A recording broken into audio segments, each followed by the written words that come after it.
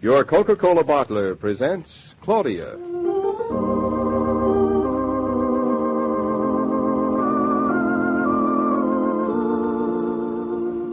Claudia, based on the original stories by Rose Franken. Brought to you transcribed Monday through Friday by your friendly neighbor who bottles Coca-Cola. Relax, and while you're listening, refresh yourself. Have a Coke.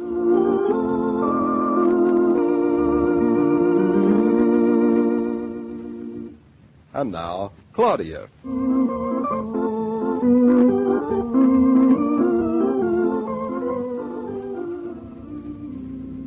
Say, how'd it get to be so late so early? I can't remember our being early for anything since the day we were married. What time is it? Oh, just about midnight. What are you stopping for? A red light. Oh. Don't you ever stop for red lights? Of course I do.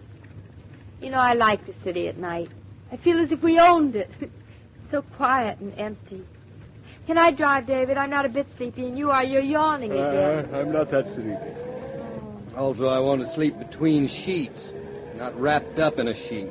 Just when are you going to admit that I can drive, and beautifully? Oh, you do it beautifully, all right. Very graceful, spontaneous. But you don't do it well. And this is a perfect time for me to practice when there aren't any other cars around. You haven't got your license. Yes, I have. It's in that little compartment there with the registration. No, some other time. We're almost home. Why are you stopping now? A red light. Do they go on all night? They never close an eye. I could go without closing mine tonight. Say, David, did that kitten look better to you today? About the same. Maybe he'll get better, seeing as he's not getting worse. Maybe. Oh, David, we are almost home, with all the stars out, too. Cheer up. First, we have to go to the garage and leave the car. Oh, that doesn't cheer me. Can't we just park it right in front of the house? You can't park in the street overnight. It's against the law. But look at all those cars staying out. David, let ours, too. We'll get a ticket. There isn't a policeman in sight. Well, all right. But I don't know why I let you influence me like this. Because you want to be influenced. I'll press the button to put the top down. Or is it when it's up? And up when it's down? I can never figure it out. Just press the button. Here she goes. I'll lock my door from the inside and come out on your side. Well, you all set? Yep. Locked?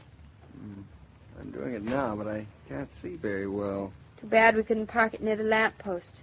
But this is near the door. There. I got it? Look at her, David. She's the prettiest one on the block. Cars are all she's, aren't they? Yeah, like hens. Come on, let's hurry. I thought you weren't sleeping. Oh, I'm not. It's just being home.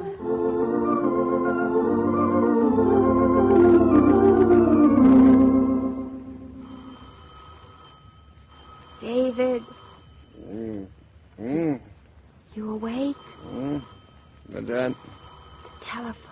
Do you suppose it's No, Mother? no. It's not Mother. Maybe she's sick or... Claudia, it's probably a wrong number. At this hour? Who else would call it this hour but a wrong number? But why us?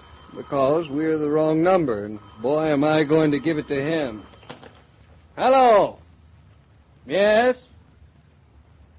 Claudia Naughton. What? Who wants her? Police department. Oh, David, ask them if... Look, this is her husband. You can tell me anything you tell her. What is it? You're not going to talk to her. You're going to talk to me. David, what do they want? Is it anything about Mom? What's that? Our car was stolen. Oh, is that all? I was afraid it was something wrong with Mama. Well, where'd you find it, officer? It's a black convertible with a tan top. Well, that'll be... Now, how did you get there? Where is it? You want us to come now? David, it's 3:30. No, all right. All right, we'll come right over. Well? The car was stolen. And I hope you realize why. Because we parked it on the street? Mm-hmm. Really, the things that happen while a person sleeps. Come on, get dressed. We'd better hurry, too. I've got to be at the office by 9. David, it's all my fault. I didn't say it. No, but you were thinking it. Come on, hurry up. I'll be ready in a second. David, you haven't told me where it is. The police have it. In Brooklyn. In Brooklyn? That's wonderful. wonderful, David. What's so wonderful about it? I've never been to Brooklyn.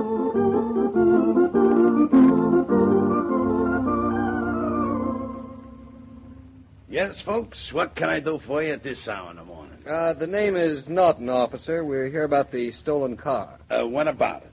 Well, you called us to come over and get it. Let me see now. The stolen car. It's the black convertible. I spoke to you on the telephone. Oh, yeah. You know where we found it? Right plunk in the middle of the trolley car tracks. I'd have guessed. Lucky we didn't fill the tank, isn't it, David? Why, that thief might have driven straight to California. We'd never have gotten it back. Well, you haven't got it back yet. There are a few essential preliminaries. Why, it's our car. Claudia. Yes, Sergeant? You, I take it, are Hartley Naughton? No, officer. I'm David Naughton. Oh, you are? Did I just talk to you on the phone? You did? Well, let me get this straight.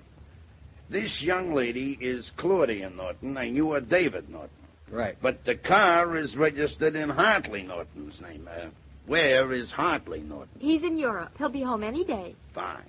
Then he shall have his car any day. But it's our car. We'd like very much to have it now. We've come all the way from New York. Claudia, I'll take care of this. Sergeant, Hartley Naughton is my brother. Lovely. And he gave the car to me. What Hartley does with his car is up to Hartley. He can do whatever he wishes with his own property. And since he gave his car to me, it belongs to me. If he says so, it does. He said so. How can we have it back? Claudia. You can have it back when Mr. Hartley Naughton says so. But he can't. Not now. Precisely my point. He can't say so I can't say so neither.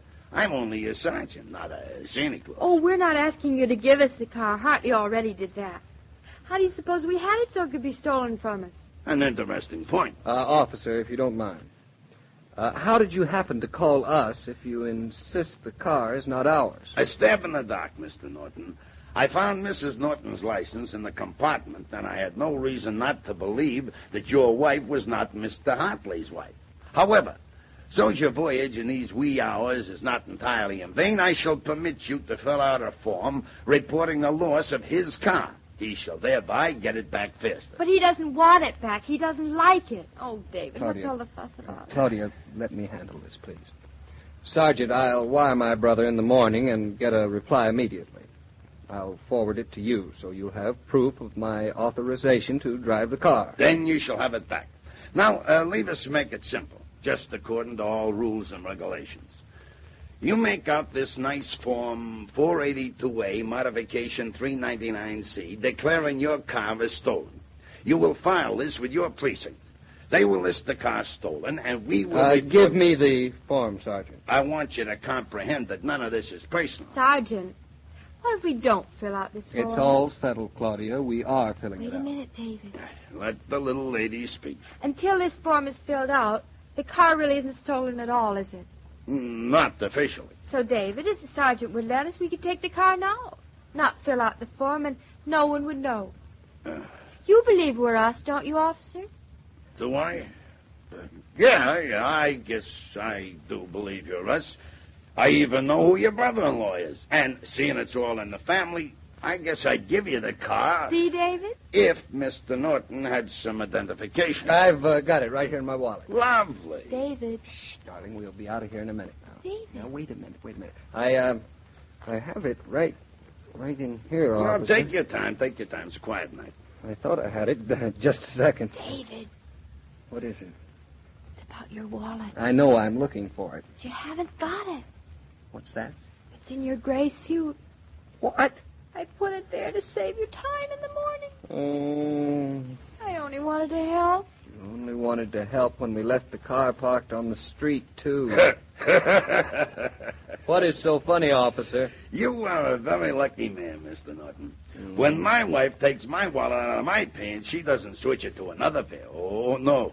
She puts it right into hers. She keeps it. But that's dishonest. Now, you'd better give me that form. I'm so lucky. Mrs. Naughton, you really switched his wallet to his other trousers? Of course I did. David, tell him, don't I always? No, she does. Remarkable. You are a woman among hundreds. You are a very honest young lady. I said to myself when you first came in, That young lady has an honest face. David, is that good? And virtue should be rewarded. So leave us forget forms and reports. You mean you're going to... I mean, get in your car and skedoodle. I go off duty in 3 minutes, and the next sergeant, he's not a married man. The car's right out here in the alley. David. What now? I'll have to drive. You will not. We've had enough trouble. Sergeant, it's against the law to drive without a license. It is? Would you give a man who did that a ticket if you caught him? I would. Even a friend of yours? Especially. David. It's in your other pants, remember, Mr. Naughton? All right. You win. Thank you, Sergeant. It's on me, Mrs. Naughton. The little lady drives tonight. This is the little lady's night. And there's your car. Good as new and enough gas to get you home. Good night. Good night, Sergeant. Sweet dreams. Move over, David. I'm driving, remember? I'm moved over. Well, off we go. Goodbye, and thanks for everything. Nighty-night, Mrs. Naughton. My regards to Hartley. Don't forget to turn on the ignition. I won't. Oh, look, David. The sun's rising and it's shining on all the buildings in New York. Isn't it beautiful? Lovely. Well, what are you stopping for? Red light. Or don't you stop for red lights. What a night. You can go to sleep on my shoulder, David, if you like. I'm not sleepy now. It's early. David, isn't it a funny thing? When we first went to bed tonight, before the car was stolen, it was so late. Now, 3 whole hours later. It's early. It's too late to go to bed, and it's too early to get up. Take the next turn, darling. We'll see the sunrise on the harbor. What do you say?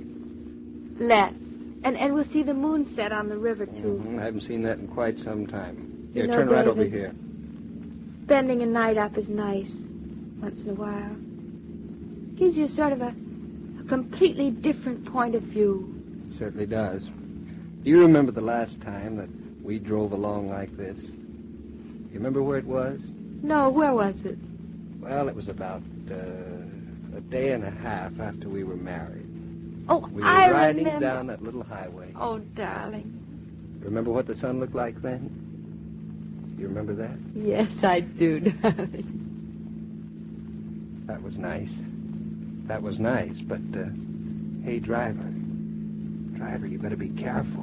Why? Better keep both hands over on the wheel. All right.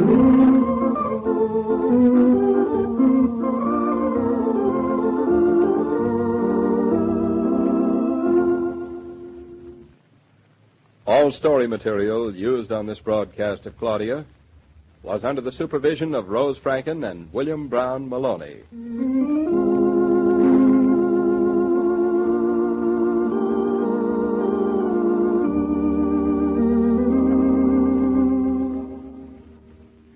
Some things change and you're glad of it. But when prices change only one way, up, that makes marketing a headache. If shopping becomes a burden for you, here's a tip. Pause wherever you can see that familiar red cooler and have an ice-cold Coke. Then you'll be able to shop refreshed. And it'll please you to think that the cost of refreshing Coca-Cola is still only 5 cents.